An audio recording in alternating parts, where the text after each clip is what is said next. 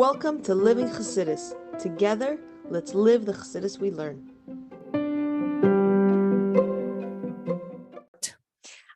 Tonight, Baruch Hashem, we have the great zchus of having a renowned and senior, incredible Kala teacher who actually one time, I don't think you remember this, but one time we met in 770 and you were telling me about being a Kala teacher and I was already in the training and you gave me that chizuk to continue. So you probably don't remember it, but I do. So, oh, beautiful. I remember it was you, but I remember talking to somebody. So yes, it was you. Yes. I was telling what a great thing you're doing. Thank you. So if you'd like, this clips on your shirt. I'm gonna put it right here. Okay. It should be all set. Matches. I was thinking, should I wear like a nice necklace? But I decided too many. You don't know what's going on in my house, Baruch Hashem. But I know when you do good things that I like to help out. So that's great. So my name is Henya Laine, and very honored to be here. I think what Miriam does is beyond incredible, and I'm very proud of her. So I'm happy to come along and help. And if you don't mind, Miriam, if you want to pass around a paper, and everybody should write down their names and their mother's names, because when I go to the I like to tell the Rebbe what I've done. And the reason I do that, okay, I'll start with this, is because when I was a little girl, I was like 12 years old. The Rebbe had spoken about having Mesilas Shabbos. And my mother came home from New York and she said, Mesilas Shabbos, okay, my daughters are going to start Mesilas Shabbos. So my mother's policy was that everybody came to our house so she could see what's going on, see who the friends are, you know. And so nobody was up to par to our kashrus. So she didn't want to make sure we were all okay. So I had a group of girls. I think my room was the dining room. My sister had the living room. One had a bedroom. We used to walk around, collect the little girls, and do Mesilas Shabbos with them. Anyway, I came to the Rebbe. My parents wanted us to be Hasidim, and we lived in Cleveland. So every year they would take, depending on how much money it would cost, one or two of their children with them. So this was my turn to go with my mother, and we come to New York. We're here for Simchas Torah for the last few days of Sukkot, and we go to Yechidus because everybody out of town was going to Yechidus. And my mother says, "Okay, you have to know my mother, so you'll understand what I'm saying." Her name was Rebbetzin Kaizen. By the way, the book is coming out. It's called, so excited. It's called the Queen of Cleveland. It's coming out in about 2 months. It's on the way because the Rebbe called her the Queen of Cleveland. My father passed by for dollars, and the Rebbe said, "Is your wife here?" And my father said, "No, she's in Cleveland." So the Rebbe said, "Here is $1 for the Queen of Cleveland." So we're calling her the Queen of Cleveland. Yes, yes. Because my children said, "Why the Queen of Cleveland? She's been to Russia. She wasn't here. She was there in Paris." And I said, "That's the name the Rebbe gave her, so that's the name we're going to call her." It's a shame. It's a great book. So anyway, so my mother said to me, "Okay, when the Rebbe talks to you, you answer. And then when he finishes, I'm going to go like this, like this, and you leave." I'm like, okay. So the Rebbe asked me a few questions about what I was learning, and I answered. I'm like, thank God, Baruch Hashem, I listened to my teacher, to my Mora. We used to call the Mora. Okay. Oh boy, it's great. So I go out, and Baruch Hashem, Baruch Hashem, Baruch Hashem. I did well. And about 20 minutes later, my mother walks out. She had all these private things to talk to the Rebbe. And she goes, "The Rebbe wants to see you." I'm like, "Ma, I was just there. I just spoke to the Rebbe. The Rebbe wants to see you. Go right now." So there I am, 12 years old. I was a little bit shy, believe it or not, I was. And I walked in, and thank God the Rebbe's head was like he was looking on the table. And then as I came closer, I've been to the Yechidus room. So right before the desk, you kind of stop. So when I stopped, the Rebbe looked up and he said, "Your mother tells me that you have a Mesilas Shabbos group. So tell me about it." So I'm like, it's nothing. What do you want a 12-year-old to say? I said, "Well, we just, all the kids go to public school. They were all Holocaust survivors. They sent all their kids to public school. It was really sad."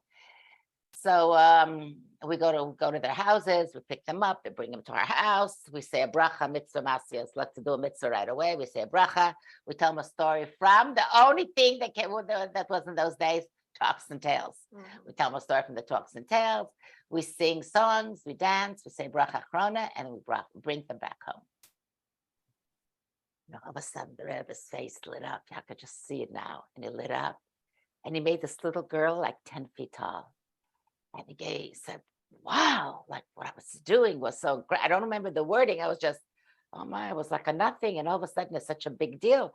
And the Rebbe gave so many brachas and it was just incredible. And then the Rebbe stopped and he looked at me and he said, in the future, I shouldn't have to ask you what to do. You should tell me. So b'chayim of the Rebbe, I could tell him, but now I write to the Ohel. When I go there, I'll say, you know, I've spoken to this and this group and Abisha should give you bracha. So that's why whenever I go, if any of the girls there want to add their names, anybody listening, want to add your name and your mother's name, put it on the chat and we'll be happy to do that. So it's Hashem. I always write Mazala Gavoya. I forgot what I write. I write something good. Great. And I listen to the Rebbe. Yes. Okay. So I was asked to speak a little bit about the wedding of the Rebbe and the Rebbetzin. You've read a lot of things. I'm looking at the history of Yudalit Kislev, what's written here, but I have a little bit that I'm going to say before it. It's important to say B'Shem Omra, maybe Gula Lo'ilam. So I want to tell you that I get all my material from Chabad.org, Baruch Hashem. My brother YY Kaysen, whose yard said was yesterday, is the one that started Chabad.org, and it's a schus for him. So I listened to many people, but this time it was Rebbe Partiel, who gave a beautiful talk on Yud Dalet Kislev, which is tomorrow. So really, when I tell this story, I've married off Baruch Hashem 8 children.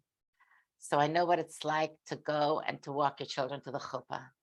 And every time I think of the Rebbe's parents who were not given that privilege because of the Yamach Shmoinikis, would torture them not to allow them to do it, it just breaks my heart. But the good thing about it is that we had such a Halakha Rebbe and such a wonderful Rebbetzin, and they did so much for us that without them, ladies, you think you wouldn't be here? We wouldn't be here. We would not be here. Really, the Rebbe kept all of us a cut above, like not only from and not only Chassidish, but proud. Geya Yisrael, we should be proud to be Yidden and Lubavitchers and continue in his work. And he made everything so exciting. Every time the Rebbe came out with a new mitzvah, he said, like, there's 630 mitzvahs. What do you mean I'm giving a new one? It's when something is new, it's so exciting. He kept all of our lives constantly very exciting. So, so we'll go back to the wedding. At the 25th wedding anniversary in 1953, the Rebbe said, this is the day that brought me to public service. Heint is der Tag, was hat mir verbunden, ich zu mir, euch zu mir und mir zu euch. Connected you to me and me to you. And you know that the Rebbe was a direct descendant of Baruch Shalom, the first son of the Alter Rebbe. And the Alter Rebbe asked Baruch Shalom not to become Rebbe, to allow his grandson, the Tzemach Tzedek, to become Rebbe. And he said to him, Dor Revi Yeshuva Henya.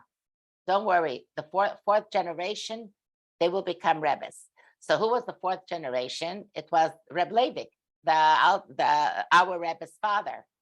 However, Reb Leivik, he actually said, I am the fourth generation and it's going to come through my family. So we know already that the Alter Rebbe was preparing our Rebbe to lead us to Mashiach. The Reb Leivik said that the Rebbe Rayat said that a chosen kibno, there's a saying someplace that a chosen, a son-in-law, is like a son. So he said, my son-in-law, the Rebbe, I treat him just like my own son. You know how much the Frierdiker Rebbe adored our Rebbe, how much he respected him and how much he put him in charge of so many things. And he valued the Rebbe's opinion all the time. In 1988, Rebbe Pekarsky said that when the Rebbe passed away, he kind of hinted that our Rebbe should become Rebbe. And he said, the Rebbe Rashab actually said, wegen die Mittel darf man trachten von Reb Levik's Kinder.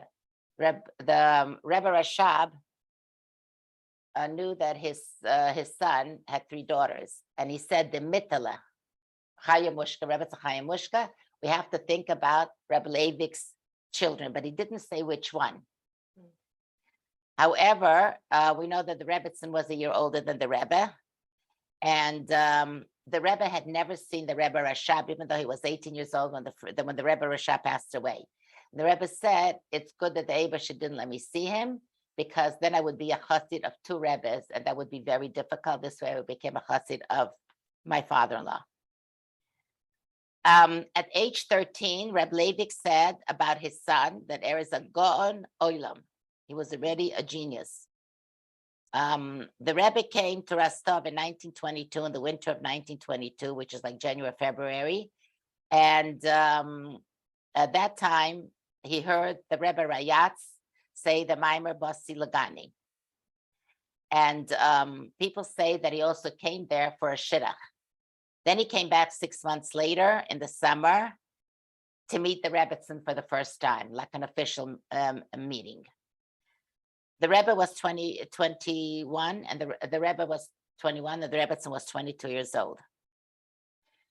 There are many, many responses from the Frierdiker Rebbe that he spoke about our Rebbe. And he spoke about how important it is for his daughter to make sure to be married to this Rebbe. And the Frierdiker Rebbe wrote to his daughter, or he said it or he wrote, one of the two, that I have now spent the last few weeks studying the Torah of Mendel, of our Rebbe. This is the Frierdiker Rebbe.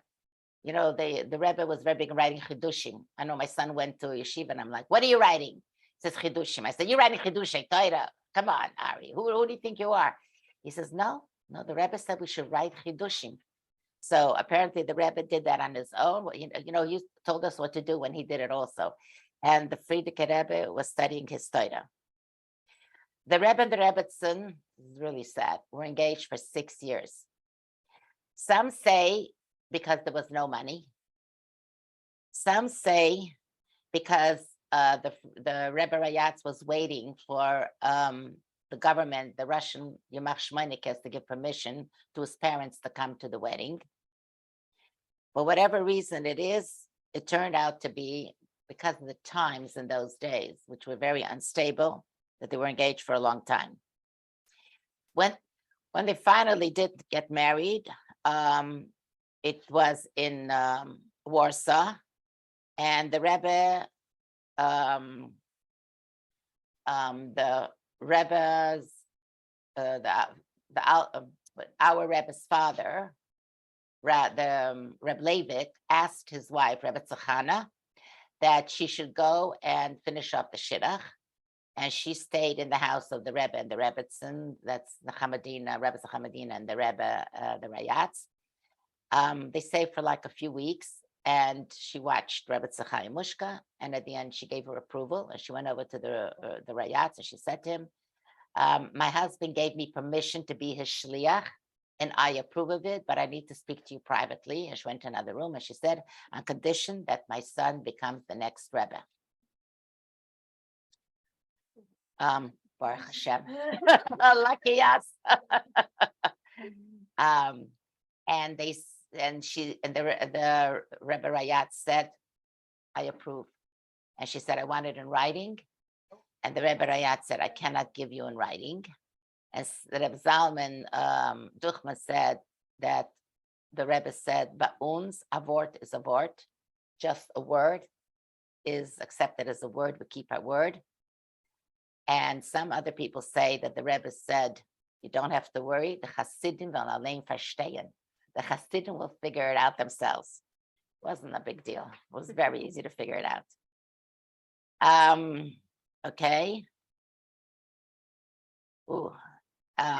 Now, okay, just want to make sure. Okay, if not the okay. So Reb Zalman Duchman also said, if not for our Rebbe, we would not have Yud Beis Tammuz Farbrengen, because behind the scene, our Rebbe worked very hard on releasing his father-in-law.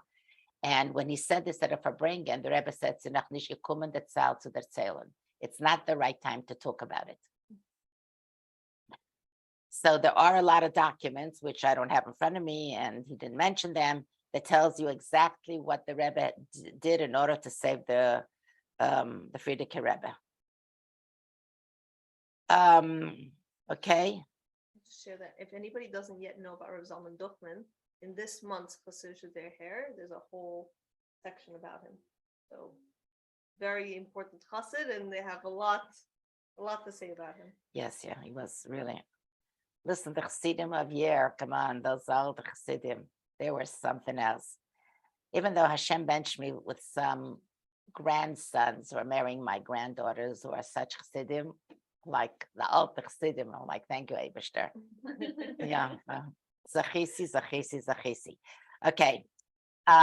When they were supposed to leave Russia, the government only gave him, asked him who he wants to take along. And of course, he said his wife and his 3 daughters and his married son-in-law and his future son-in-law. And they said, you'll always find another one. He said,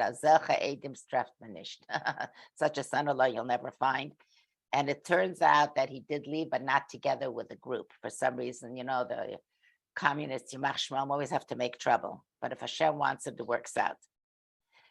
It says that Rebbe Tzachana, she escorted the Rebbe to leave Russia. And they were on a train, and they had to travel a whole night.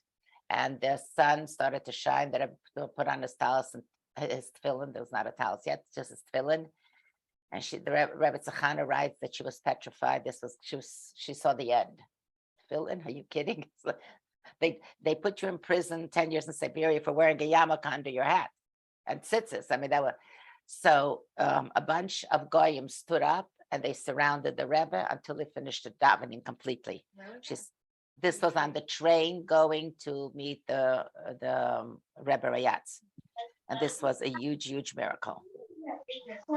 Okay, the Rebbe left in 1927 to Finland. Why don't I tell you, 1927 was a very difficult year. Oh no, that was 1937. Okay, no.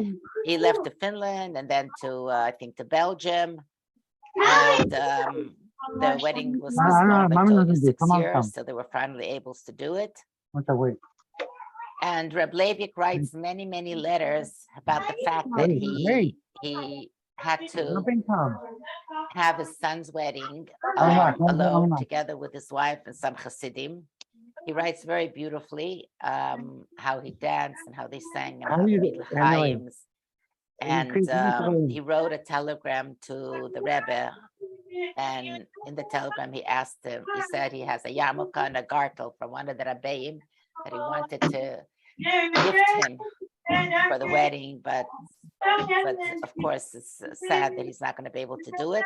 However, he wants to ask him that he should wear a surtuk, and he should also start wearing a gartel, not only for davening shacharis, but even when he says birchas shachar, the beginning, the brachas in the morning. And the Rebbetzin said that also he told him he should learn Perek Chav Hey and Tanya, but not Be'iyun. You're getting married, just read it. It's a And then when he finished writing the telegram, it was saturated with tears. Rabbi Tzachana said, it's very heartbreaking when I read about this, that the father couldn't be there. Anyway, then the Reb Leivik asked, please write me everything about your wedding and in detail, and also write what the Rebbe Rayatz said about you, how he introduced you and what he spoke to people about you. And the Rebbe wanting to listen to his father, so he said, as BT Nasati leish. I gave my daughter to the man. You know, Moshe Rabbeinu was called an ish. David Melech was called an ish. V'chulu v'chulu. So Reb Leivik writes, what is the v'chulu v'chulu? Right? Tell me everything, etc., etc. What do you mean he gave you? He's speaking about you. I want to hear every single word that he said about you. Yeah, some Rebbe, huh? My husband says, I don't know if this is not Givorin. There was one born like a Rebbe, will ever be born like a Rebbe. The kind of a Rebbe we have. Okay. The Rebbe Tzachana asked the Rebbe to buy his wife, Rebbe Tzachai Mushka, the most beautiful, expensive gift, and to tell her that by uns, you are like a Getraya Tochter, a lovable, delightful, beautiful daughter, and not a daughter-in-law. And I treat you like a daughter. Okay. Also, the Frierdiker Rebbe, the Rabbeim would only wear a shtreimel or a spodek, whatever they were those days, in Lubavitch. When the Rebbe Rashab left Lubavitch to go to Rostov, he left the shtreimel in Lubavitch. He never wore it again. That's why we have pictures of the Rebbe Rashab with a hat. And our Rebbe, the Rayatz, he put on the shtreimel to his daughter's wedding. To Rebbe Zachai Mushka's wedding, he put on the shtreimel. And by that time, his father already had passed away. And he came to him in a dream, and he said to him, Yasher Koyach, thank you for putting on the shtreimel. Was it his shtreimel or? That's a very good question. He didn't say it, so I don't know. But I don't think it was a shtreimel, it was like a spodek, because shtreimel was around and his was a little bit high. I actually like them, they're very beautiful, but our Rebbe didn't wear them. So guys, you know, you're saving $15,000. You should be happy. It's enough that we have to wait for shetels, you know. The Rebbe's library upstairs, I think they have these shtreimel. Mhm. Well, a little Lashon Tov is because when the Rebbe became Rebbe, the Hamadina didn't give him the shtreimel. So the Rebbe said, if I cannot have my father-in-law shtreimel, then I won't wear it. And I heard a very cute story that this Satmar came over to the Rebbe and he said, Lubavitcher Rebbe, you're such a personality. You're such a great man. You're such a tzaddik. You're such a gadol. If you just put on that shtreimel, you will have thousands and thousands and thousands of Belzers and Geras and Satmars and all these different Hasidim. The Rebbe said, will I have the Israeli from the kibbutznik if I put on a shtreimel? I want him. You go to your Rebbe's. Yes. You go to your Rebbe. He said, I'm aiming for that person. Yeah. Okay. Rabbi Chaim Oldhouse, who was a very, very smart man and the son of Nikolai Rav.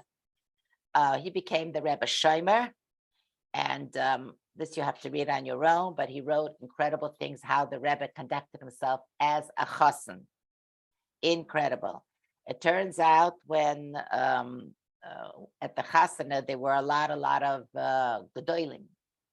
This is before the war. So Poland had so many Rebbes and Rebelach and Litvische, and everybody loved the Rebbe Rashab. They used to go together, you know, in Russia to fight the government and all this thing. So the place was packed, and they had like that. You had to have a ticket to walk in. Otherwise, there was just no room. And not everybody came to everything. Some came to the Kabbalah Spunim, some came to the meal, some came to the dancing, some didn't. Anyway, so some, how they get tickets? They were invited, literally invitations. They were invited. Like by invite Only, yeah. And the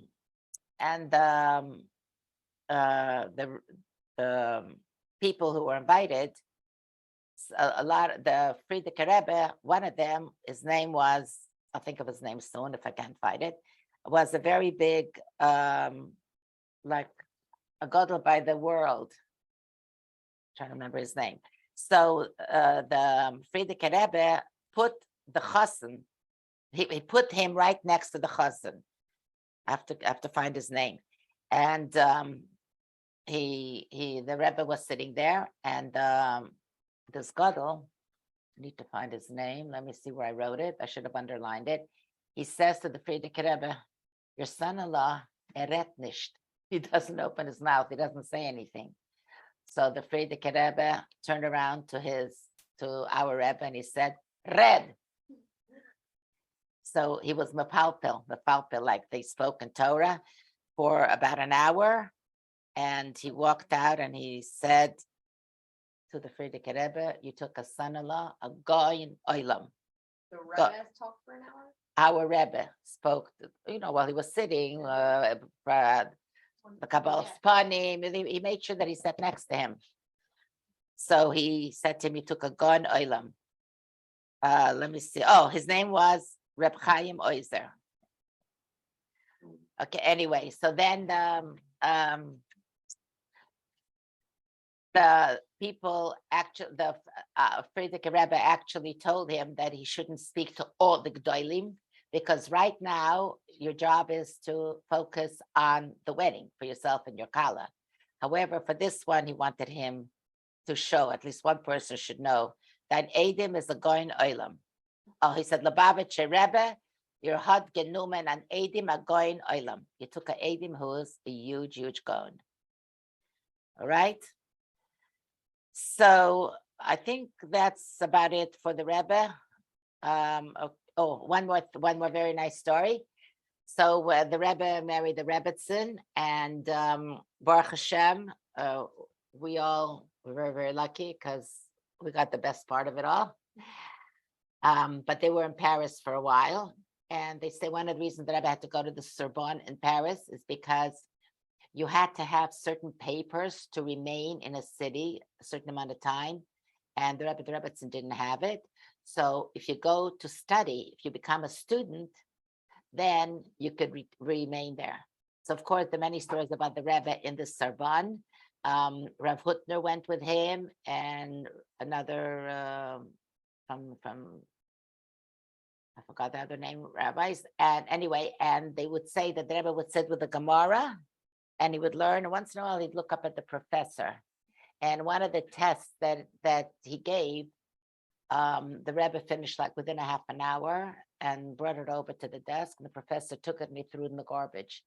And he said, you're making fun of me. There's nobody who could finish it so fast. He says, well, at least read it. He says, absolutely not. This is like a chutzpah that you have. So the Rebbe went to the dean.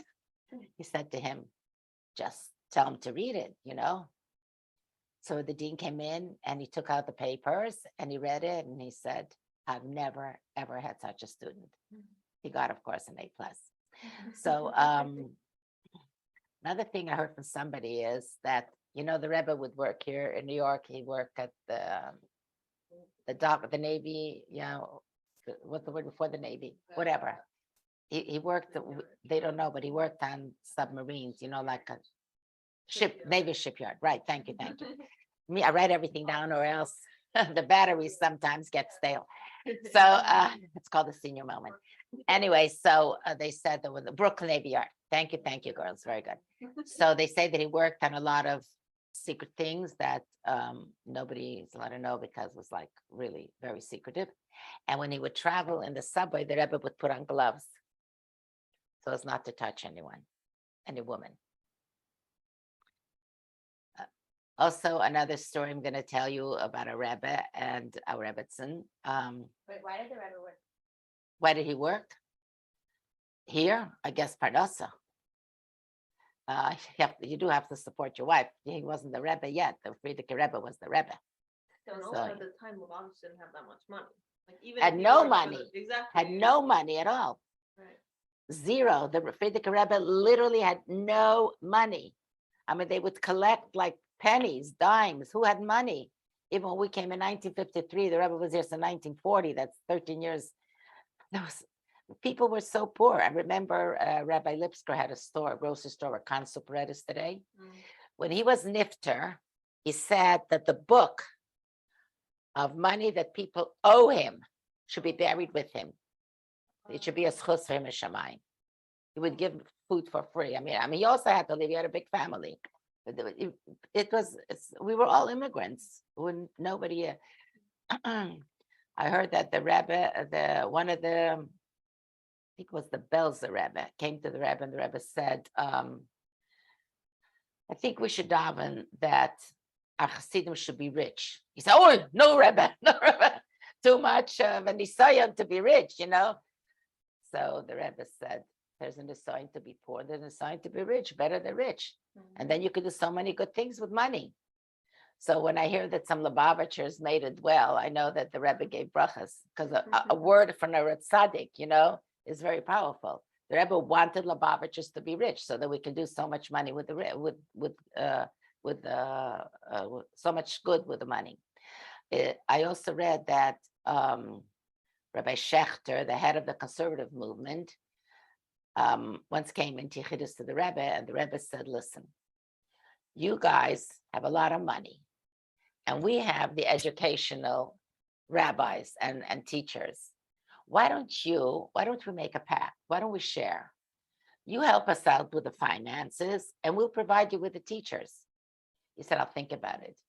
And they say before he passed away, he said the biggest mistake in his life is that he didn't take on the Rebbe. Because in the conservative movement, I don't know if you know it now, but it's really dying. So either they're becoming frum or they're becoming goyim. Nebach, lo yaleinu. So he said that was his biggest mistake, because in those days, the conservative was like, so the Rebbe always, he was way ahead of everybody.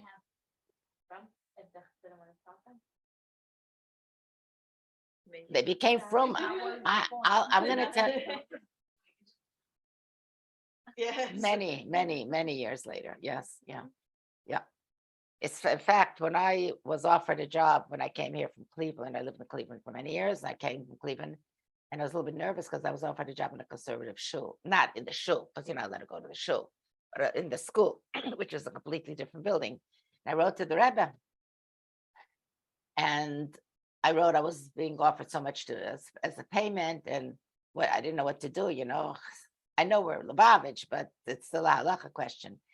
So the Rebbe said that I should teach there if they raise my salary. Wow. In 1 second, they raised it $1,000. It was like so much money in those days. That's one thing. And then I found out, this is unbelievable. The chazan in the shul, in this conservative shul, used to be a friend of the Rebbe. Wow. His name was Mr. Nelson. Why I remember, I don't know, this is 1965, girls, it's so many years ago. And when he found out I was Lubavitch, he became very friendly, introduced me to his wife. I actually came to his home, and he told me that, I said, you were a friend of the Rebbe's? Have you seen him since? He said, no, I'm too embarrassed because I'm working in a conservative temple. I said, come on, you know, the Rebbe accepts everybody. He said, I can't, I'm too embarrassed. So he said, when I will leave this temple and I will have another job, I will come to the Rebbe, which eventually did come. Wow. Baruch Hashem, he left. Anyway, so then I realized why the Rebbe wanted me to be there. I guess he wanted us to befriend this family, which we did. You know, he already passed away, but he told me a lot of stories. He used to drive the Rebbetzin, Chayamushka, the Rebbetzin, the Hamadina, and Chana. He used to drive them and take them. They loved to go to the water. They used to like sit and read by the water. There's a lot of very interesting things. They tell me things that nobody knows. Yeah, like to, not to the beach, but like to a pond of water, like botanical gardens, you know. Wow. But they didn't go here. They used to go to a place in Queens, he said, away from everybody. Nobody should recognize them. Yes. Isn't that nice? Yeah. So the Rebbe had his hand in everything. Okay. And since you're young girls, so Mr. Shem, Karav Mamish will find the right shidduchim. And those who are married, Mr. Shem, Hashem will bench you with healthy, beautiful children. So I thought we'll share a little bit about, since it's wedding day, right? So we'll share a little bit about that. Of course, you could share a lot too. And what could I tell you? The best thing you did is be born to a Jewish family. Or if you, I don't know you girls really, so if you became Jewish, that's fine, because you're neshama straight from Abraham and Sarah, so that's fine too. But because when you look at the world today, it's so topsy-turvy, it's so warped, it's so upside down. Like sometimes I hear what's going on, and I said to my husband, listen, Davi, if we didn't grow up from, and if we didn't have the Torah to guide us, we would be those people too. Because the world out there is so crazy that people actually, it's like the choshech is so dark that you actually believe that it's snowing now. Right now it's snowing, when of course it isn't. So that's the first thing is Baruch Hashem that you were born Jewish, that you're born from, what you became from, and that you're Lubavitch. This is the biggest bracha, Shreinu Matov Chalkeinu. We had a young girl who came to our house many years ago. And the first time she ever heard that you have to get married first, before you have children, was in my house. She said that she's like an outcast in college. Everybody looks at her like there's something wrong with her because she doesn't want to do anything. She gets married. She thought after a while, you start to think that something wrong with you. I said, no, actually something wrong with them. There's nothing wrong with you. You're fine. You're fine. First time she ever heard of this. We're so fortunate. I know we had people at our Shabbos table, and my daughter then was like, I don't know, she was about 16 years old. And some of the people looked around the room, and there were boys, we had, those days I still had boys at my table. And not from, and they looked at my girls and they said, oh, you guys would have so much fun if you just went to public school. And I remember my 16-year-old daughter looked at them and said, you don't know what it's like to have fun with girls with girls. You don't know what they're missing. So it's like when you grow up and we have the Rebbe and you have Torah and you have so exciting and you have so much on your plate, like some of you don't have enough hours in the day to finish everything you have to do. It gives you a new perspective in life. It's so, one girl once said to me, I used to have girls, now I have Baruch Hashem, my family, but I used to have girls that stayed in my basement. And one of them said to me, Mrs. Laine, can I come watch what you do in the kitchen? I'm like, of course. She says, because I learned about kashrus, but it's a book learning. I really would like to see, it's like a doctor learning from a book and then doing, So she came upstairs, she was like following me around. I'm like, my kitchen is this big, 2 people, so you have to walk sideways. Anyway, so said to me, you don't know how hard it is to finally become frum. You don't know how lucky your children are that they grew up like this. It's such a struggle to have finally found Yiddishkeit. So I'm like, we're so lucky, especially our kids are going to be so lucky. They finally found it. But make sure that they know it, that they shouldn't think the grass is greener on the other side. That's for another talk. I'll talk about raising children. That's my other talk. But right now, we have to feel this. You can't just say it. You have to feel what you say. We are so fortunate. Can you imagine sending a kid to public school, telling a 5-year-old, no, you're not a boy, you're a girl. You want to be a girl. Cut off this, cut off that, get hormones or this.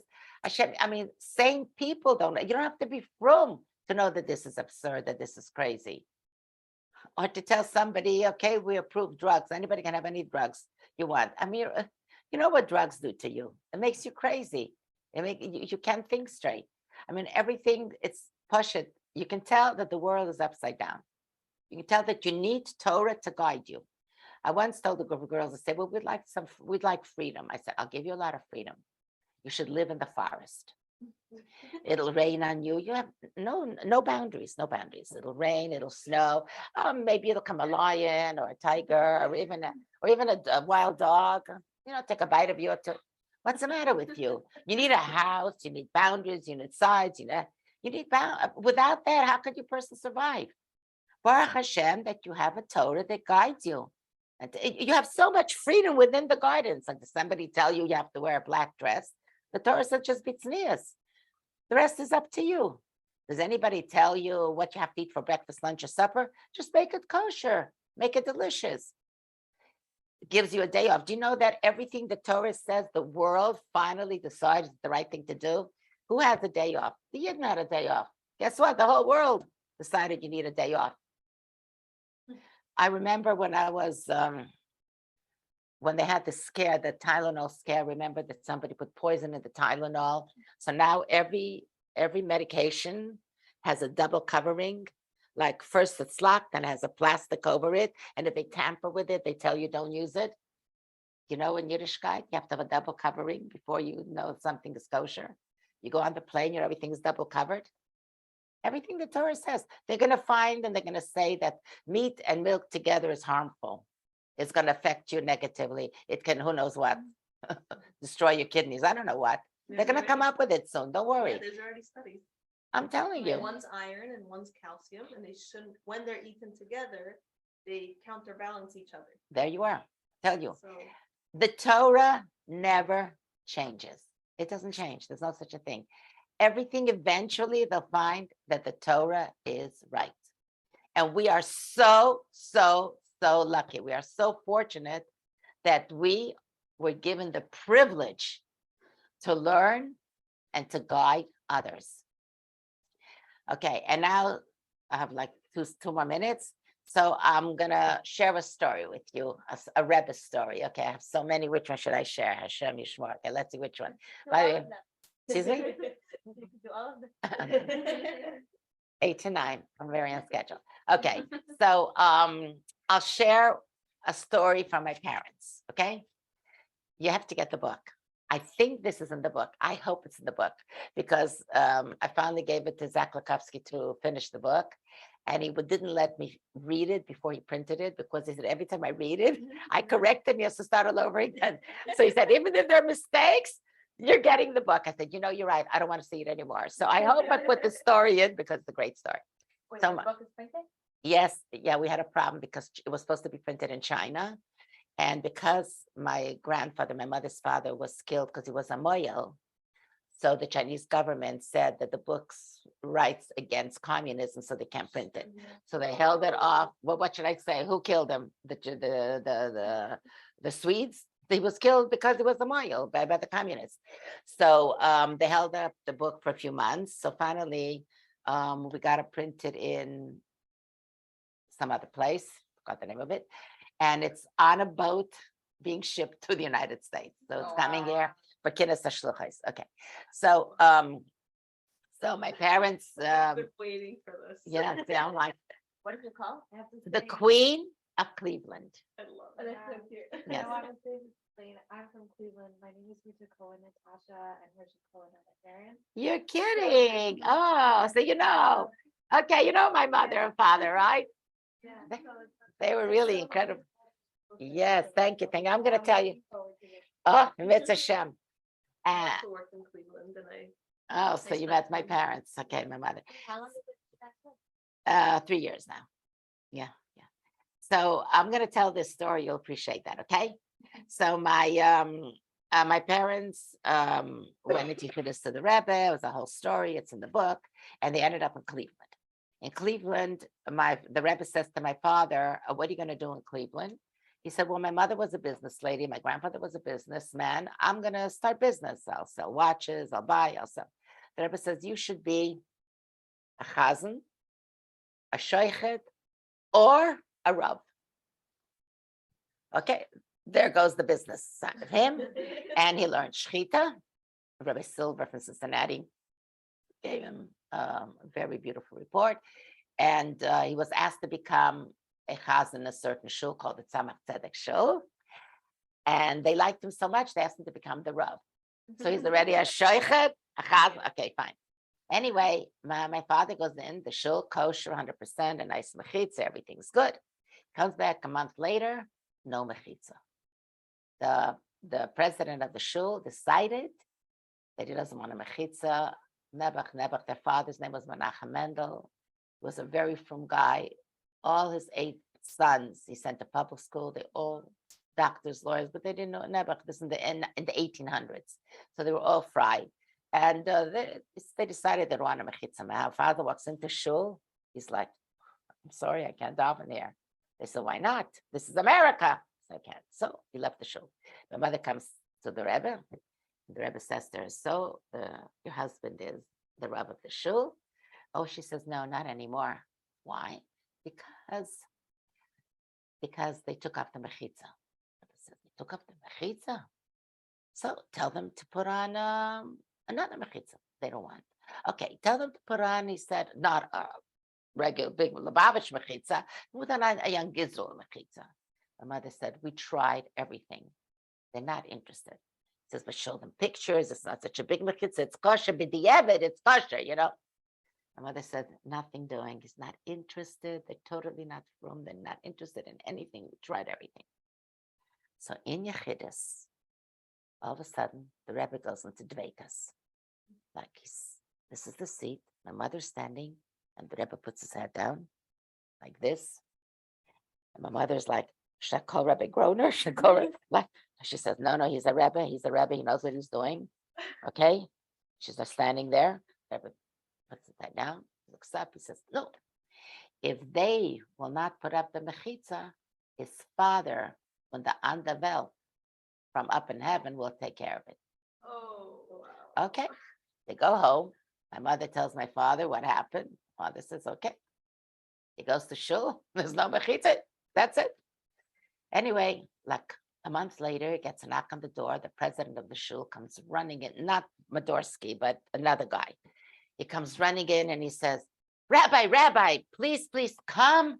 We want you to become the chazan and we want you to be the rav again. He says, without a mechitza, I can't. He says, show us what kind of mechitza you want, and we're making it exactly to your dimension. So he told him, he had a kosher mechitza, and that the curtains, just like now, kosher 100%.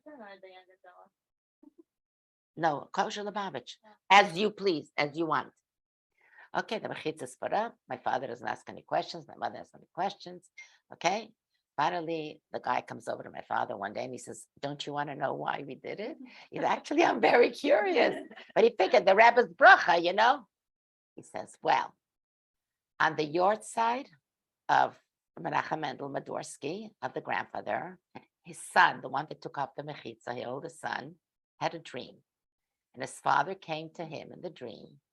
You heard the story? No. He came to him into the dream and he grabbed him by his collar and he started choking him and he said, or you put up a mechitza the proper way, the way the rabbi tells you, or you're coming to visit me right now. He woke up and he was like, oh. He says, oh, this is not just a dream. This is the real thing. And the next day the mechitza was up. Wow. Can you do one more story? Is that a great story? This is mamish.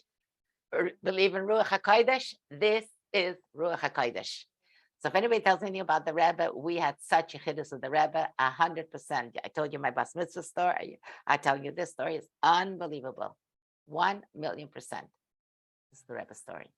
Okay, we'll do one more. Quick. Another one. Okay. Okay, a Rebbe story. Okay, it doesn't have to be with us. It can be just a Rebbe story. So, the Rebbe was very big in Eretz Yisrael, and he believed that Eretz Yisrael has to be strong. Eretz Yisrael shouldn't give anything back. There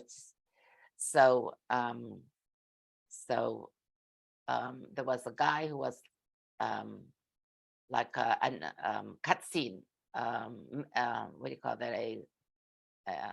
Not a general in the army, and he came to the Rebbe to ask the Rebbe, whatever, because everybody told me I should go to the Rebbe, and the Rebbe said to him, I have a question. Why is it that so many Jews, so many soldiers passed away in Yerushalayim? Why? I mean, didn't you have a strategy or something? He said, I really don't know. Let me find out. And he went back to Israel and he found out that they didn't want to take the Kosel. They didn't want to take it. They knew it was going to cause problems. Of course, it doesn't have to cause their problems. The Israelis caused their own problems. But anyway, and how the Rebbe bothered the Rebbe that an extra soldier was killed because the Freie government over there didn't care to make a plan that they should be able to get Eretz Yisrael, that the Eibishter gave it to them. And one of the things he said, the mistake that we made is not to listen to the Lubavitcher Rebbe, when in 1967 he told us to annex everything immediately. The Rebbe has said that if you don't annex it now, they said, oh, how could we do it? Mayomru Hagoyim, if we send away, if we chase them all out, the Rebbe said, who told you to chase them out? Pay them. An Arab will do anything for money. Go over and pay them for the houses, for this, for that. they said, oh, no, we can't do it. So many were going to leave. And the Rebbe said, if you don't do it now with money, it'll cost you. And the Rebbe didn't want to say with lives. He just said it'll cost you more than money. The guy said, the thing that we made a mistake is that the Rebbe knew more about Eretz Yisrael than we knew, because exactly what he said is true. So anyway, I just want to leave you with this. Ashreinu matov chalkeinu. We are so lucky, and we are so fortunate that I can't say we have, because we still have the Rebbe, okay, not the physical terms, and we have to daven with Hashem that he should come back. Like somebody said, do you have any idea, who's going to be Mashiach? I'm one of those people who believes that it's up to Hashem, but I don't know anybody else. The only face I know is our Rebbe, you know what I mean? Like Hashem should bring whoever is going to be, but the Rebbe, if you look at these pictures, how gorgeous is he? Tell me. I remember the Rebbe like this. I remember the Rebbe in a black beard. Like when I see the Rebbe in a gray beard, I was a little girl. I was 6 years old when we came to America. It was so gorgeous. I remember we just stood there. Okay, I'll conclude with one more beautiful story about the Rebbe. This is the last one, but it's really a beautiful story. We walk into the Rebbe. My mother had 6 daughters, and the baby boy was born in Cleveland. With 3 born in Russia, I was Russia, 3 born in Paris, and 1 in the United States of America. We walk into Yechidus. The joint, the Jewish distribution, gave my father $18 a week. So my father took $36 and he put it down on the Rebbe's table and he said, it's Maimad Geld. Maimad Geld is money that you give to the Rebbe. People give. So the Rebbe looked at the 6 little girls like this, and he looked at the money and he thanked my father. He was very gracious. He took it and he said, Russian Jews are very generous. Those are the Rebbe's words. But in America, there's a thing called saving. It's good for you to put away money and save. And I said, yeah, I was looking at the daughters and thinking of all the weddings my father would have to make, right? So my father said the first wedding, he had money for it because the Rebbe told him to save. But Baruch Hashem, he had 6 daughters, right? So from one wedding to the next, he was still paying off for the weddings. All his life was paying off for the next few weddings. But how practical was the Rebbe? You know something? Okay, girls, this was a pleasure. Thank you so So much. Okay. And may the chasana of the Rebbe bench all of her to be kalas b'korav mamish. Okay. On behalf of all of us, I want to present you as a thank you with. Oh, I actually Print. love it. Yay! I love it. Shema b'kola. Should I tell my husband? Yeah. He always, bed. when he reads about Rachmalei, he says, Baruch Hashem, there's only one Henya. A good one, but one.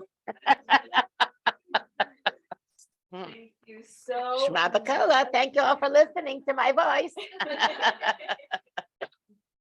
And now I'm going to invite everyone if you want to come around. Is it okay if we take a picture with you? For sure. Yes. Okay. Yes, I'll take that. Do you have any other names you want to put in? Because I'm going to take it with me. Oh, yes. If you guys want to send in names, now is a good time to do so. Yeah. Okay. You want to stand?